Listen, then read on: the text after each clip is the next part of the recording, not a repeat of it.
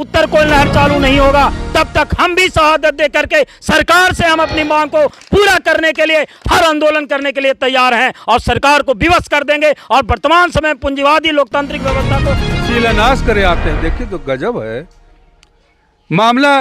कोई भी योजना शुरू होता है तब शिलान्यास होता है और बाद में फिर बनने के बाद उद्घाटन होता है।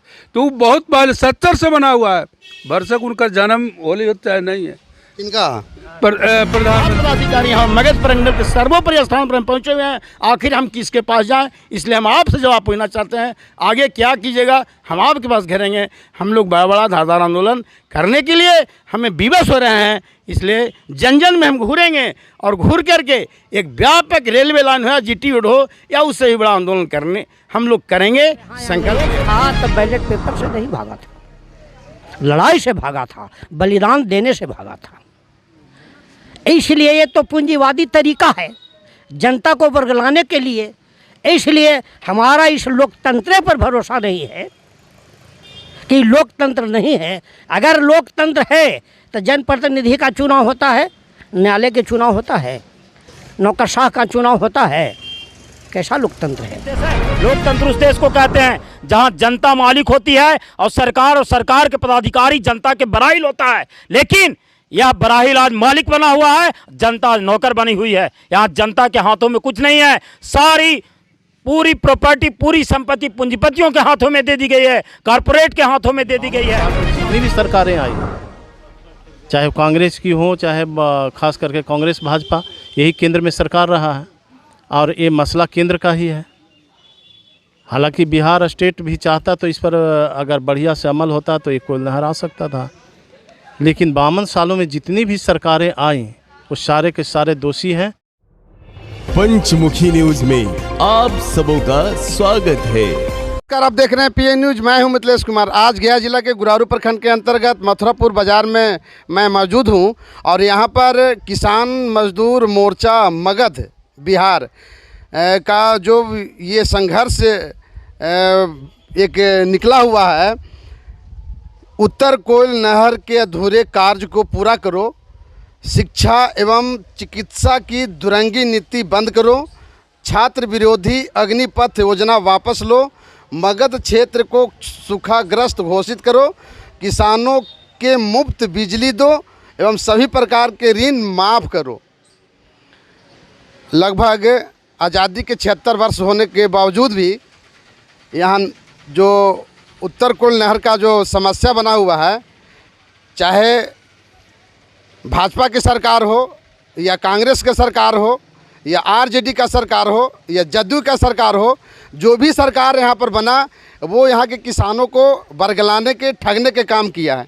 मैं जितने भी यहाँ प्रदर्शनकारी हैं मैं सबसे बातचीत करूँगा कि आखिर के आप लोग अगले बार भी हम लोग बैठे हुए थे गुरारू में, तो वहाँ पर भी हम लोग नहरे की ही बात में हो रही थी।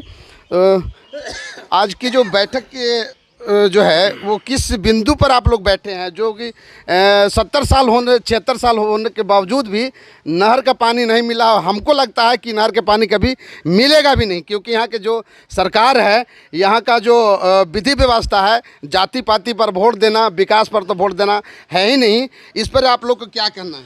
हाँ, मेरा कहना है, मैं संयोजक मंडल के सदस्य हूँ किसान मजदूर मोर्चा के, और हम लोग यह आंदोलन 2004 से लगातार क्रमबद्ध संवैधानिक तरीक़ा से चला रहे हैं।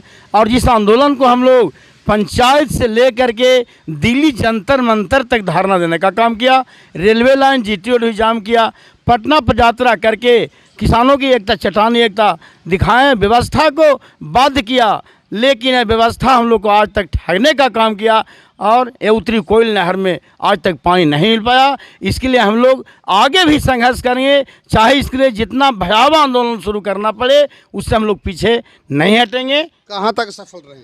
हम सफल रहे नहीं, हम आंदोलन किए और सरकार वादा किया लेकिन काम नहीं कर पाई। मैं भी तत्काल के मैं कहूँगा 14 अक्टूबर को हम लोगों ने कमिश्नर साहब के पास धरना दिया था। उन्होंने हम लोग को 2 नवंबर के बुलाने का काम किया। हम लोग प्रतिनिधिमंडल 2 नवंबर को कमिश्नर साहब के पास पहुँचे और जितने पदाधिकारी थे या वो जलाशय आगे का राजनीतिक सरकार को देख करके ही, जैसे हम लोग वो अगले 30 तक कमिश्नर के यहाँ एक वार्ता हुई है और उस वार्ता के बाद हम लोग आगे निर्णय लेंगे कि क्या करेंगे। चूँकि हम लोग को वार्ता तो बराबर होती है, लेकिन निश्चित रूप से लिखित रूप में वार्ता हुई है और अगर यह काम नहीं शुरू हुआ तो हम लोग आगे एक किसान मजदूर मोर्चा एक धारदार लड़ाई तैयार करेंगे, जो फागुन से पहले आर पार की लड़ाई लड़ेंगे। आर पार की लड़ाई में चाहे वो रेलवे लाइन पकड़ा जाए या जीटी रोड पकड़ा जाए, दोनों में से किसी को एक जाम करेंगे और जाम करके निश्चितकालीन जाम करेंगे, ताकि जब तक हमारा काम नहीं शुरू होगा तब तक हम इसको छोड़े नहीं जा रहे हैं। बहुत दिन देख लिया। 2024 के चुनाव में क्या करेंगे आप लोग? 24 से पहले हम लोग फतह करेंगे लड़ाई। 24 से पहले फतह लड़ाई करेंगे, क्योंकि हम किसी लड़ाई का चुनाव का इंतजार नहीं करते हैं। हम लोग हम कह रहे हैं ना कि फागुन तक, अरे जो फागुन आएगा उसके पहले हम लोग रोड रेलवे लाइन और जीटी रोड पर रहेंगे अनिश्चितकालीन। उसके लिए हम लोग आज से ही, मेरा अगर काम नहीं चालू हुआ, कमिश्नर का वादा फेल हो गया, चीफ इंजीनियर का वादा फेल हो गया, तो हम लोग आज ही से 30 तारीख से, इस माह के 30 तारीख से हम लोग अगली राजनीति शुरू कर देंगे। 2004 से चल रहा है, उसके पहले से 90 से ही शुरू है कि नहर का पानी नहीं आया। और मुझे भी ऐसा ही लगता है कि नहर में पानी देने की मंशा सरकार की नहीं है, क्योंकि इन्होंने स्पेशल इकोनॉमिक जोन पर कांग्रेस सरकार ने ही दस्तखत कर दिया है और विश्व व्यापार संगठन का अधीन।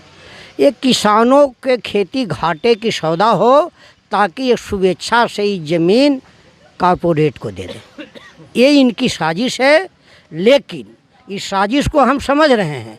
इस साजिश को किसानों में, जनता में, छात्रों में जा कर के बेनकाब करना है, रखना है कि ये साजिश है, और एक ऐसी धारेदार आंदोलन को तैयारी करना है कि जिससे जैसे लंका में हुआ, अभी पाकिस्तान में पाकिस्तान सरकार के खिलाफ चल रही है, उस ढंग से हम ये आंदोलन की तैयारी कर रहे हैं कि ताकि हम सदा के लिए इनको जल मूल से कबाड़ के फेंक देंगे कि आने वाला समय में ये पूंजीपतियों को मदद नहीं करें। किसको कबाड़ के फेंक दीजिएगा? यह पूंजीवादी सरकार को, ये नहीं कि केवल भाजपा सरकार है इसको कबाड़ के फेंक देंगे तो दूसरी सरकार आ जाएगी। अभी यहाँ महागठबंधन की सरकार है तो इसको कबाड़ देंगे तो राजग गठबंधन की सरकार आ जाएगी। नहीं, जो भी पूंजीपतियों के दलाल हैं, अभी पूंजीपतियों की सरकार है, अभी पूंजीवादी लोकतंत्र है, ये लोकतंत्र नहीं है। इसलिए ऐसे पूंजीवादी लोकतंत्र को सदा के लिए हम कबाड़ने के लिए अग्रसर हैं और इसी के लिए आंदोलन की तैयारी में। तो 2024 के चुनाव कैसे देख रहे हैं आप लोग? हाँ, आप जानते हैं कि जब यहाँ अंग्रेज था तब बैलेट पेपर से नहीं भागा था, लड़ाई से भागा था, बलिदान देने से भागा था। इसलिए ये तो पूंजीवादी तरीका है जनता को वर्गलाने के लिए।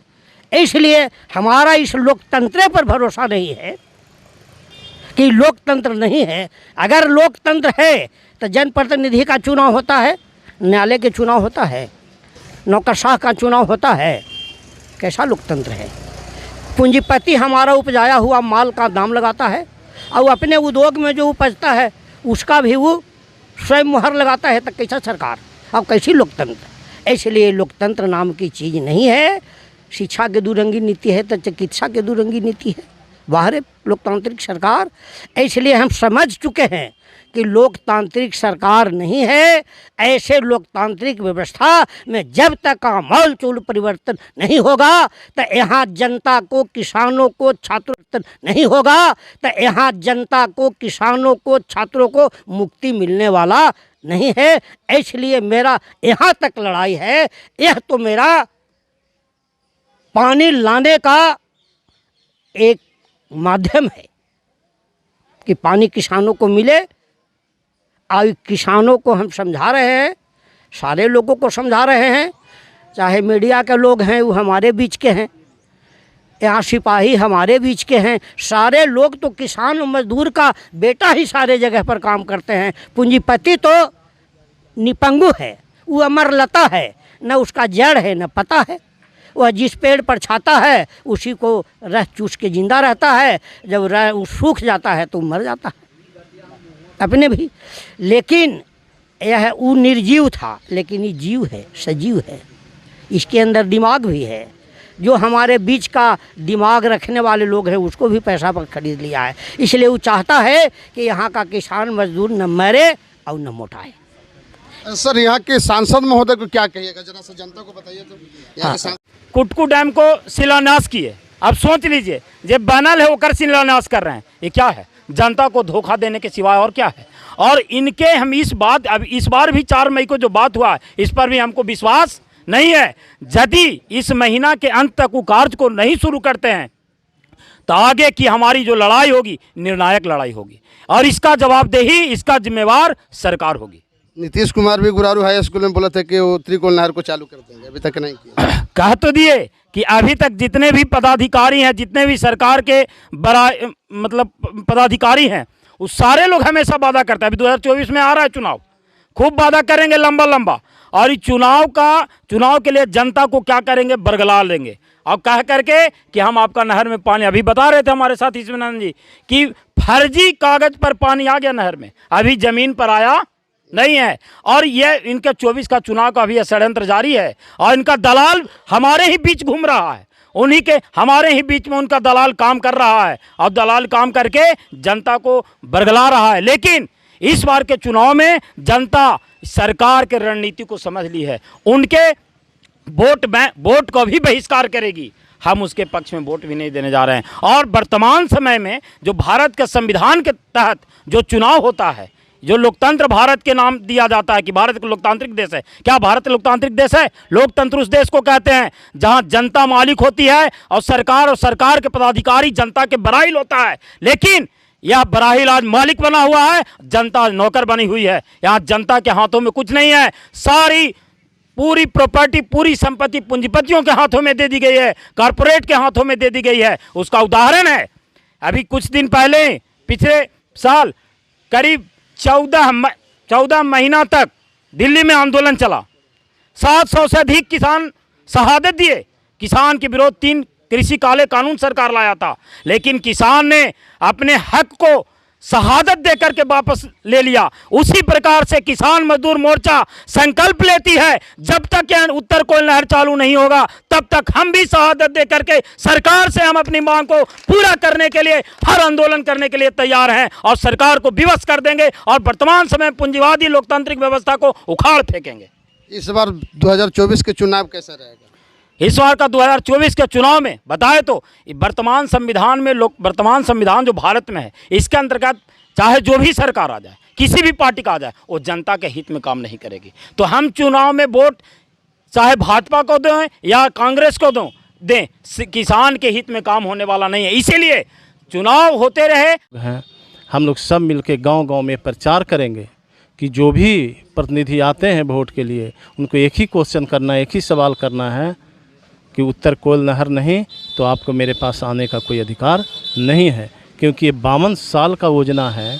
अब 52 साल में एक सरकार दोषी नहीं है कि भाजपा दोषी है। 52 साल में जितनी भी सरकारें आई, चाहे कांग्रेस की हो, चाहे खास करके कांग्रेस भाजपा, यही केंद्र में सरकार रहा है, और ये मसला केंद्र का ही है। हालांकि बिहार स्टेट भी चाहता तो इस पर अगर बढ़िया से अमल होता तो ये कोयल नहर आ सकता था, लेकिन 52 सालों में जितनी भी सरकारें आईं वो सारे के सारे दोषी हैं। तो किसी भी पार्टी का कैंडिडेट अगर हम लोग के पास आता है तो हम लोग प्रचार करेंगे गांव-गांव में जाके। अभी से टाइम है 24 तक, और हम लोग का आज जो राजनीति बना है, रणनीति जो बना है, उसमें हम लोग इस बात को रखे हैं कि हर गांव-गांव में बैठक करके किसान मजदूर मोर्चा इस बात को रखेंगे कि जो भी कैंडिडेट आते हैं, किसी भी पार्टी से आते हैं, उनके लोभ में नहीं पड़ना है। उनको सीधे बोलना है कि अगर कोयल नहर नहीं तो हम लोग वोट नहीं देंगे, भले तुम औरों के वोट से जीत जाओ, लेकिन मैं अपना मत नहीं दूंगा। तो 2024 के चुनाव में आप लोग बायकॉट कीजिएगा? हाँ, बिल्कुल करेंगे, बिल्कुल करेंगे, कोई भी पार्टी का हो, क्योंकि हम लोग किसान मजदूर मोर्चा कोई पार्टी का नहीं है। इसमें भाजपा वाले भी हैं, आरजेडी वाले भी हैं, जदयू वाले भी हैं, कांग्रेस वाले भी हैं। ये किसी पार्टी विशेष का नहीं है, एक किसान मजदूर मोर्चा का पार्टी है, एक मोर्चा है। तो हम लोग सब इसका बहिष्कार करेंगे। सांसद महोदय भी यहाँ पर बोले थे कि हम उत्तरी कोल नहर के पानी लाके ही छोड़ेंगे, क्योंकि मैं इस मगध के क्षेत्र